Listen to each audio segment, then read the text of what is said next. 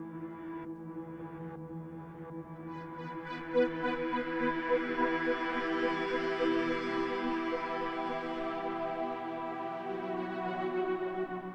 United States and China are preparing for a situation in which all hell breaks loose on the Korean Peninsula.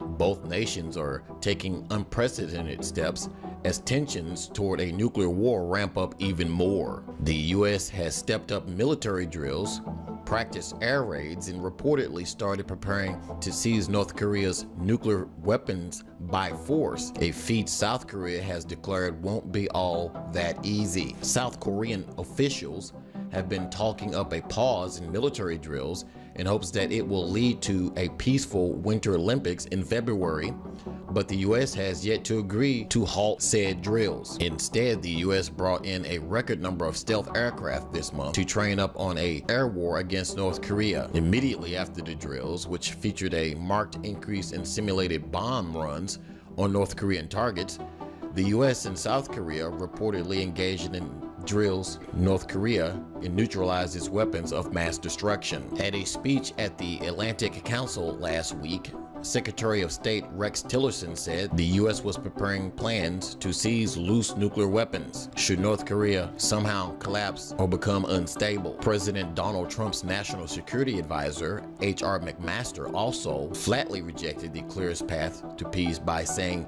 the U.S. would never accept a nuclear-armed North Korea. He recommitted the U.S. to using force if necessary. Quote, "We are not committed to a peaceful resolution.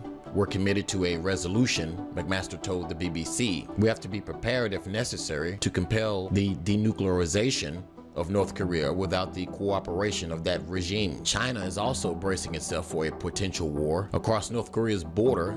In China's Jilin province, state-run media ran a full-page instructional package on how to survive a nuclear blast. The page doesn't mention North Korea, but it doesn't need to. According to the Business Insider, there are also a few notable new additions to Jilin. 5 new refugee camps built because of the situation on the China-North Korean border has intensified lately. A leaked document seen by the New York Times said that the camps could accommodate thousands of North Koreans who might pour across the border in a time of war. Of course, China's preparations don't end there either. They also have an offensive approach to the heightened tensions.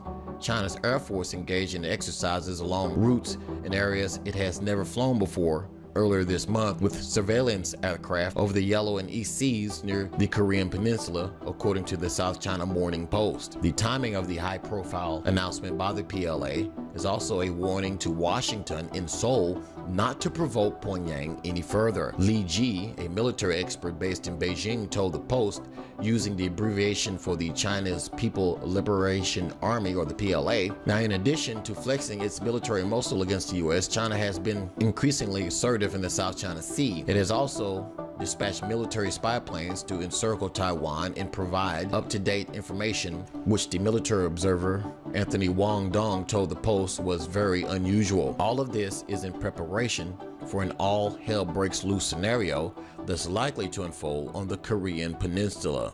What do you think? Is all hell going to break loose on the Korean Peninsula in 2018? Leave your comments below this video. Thanks for watching.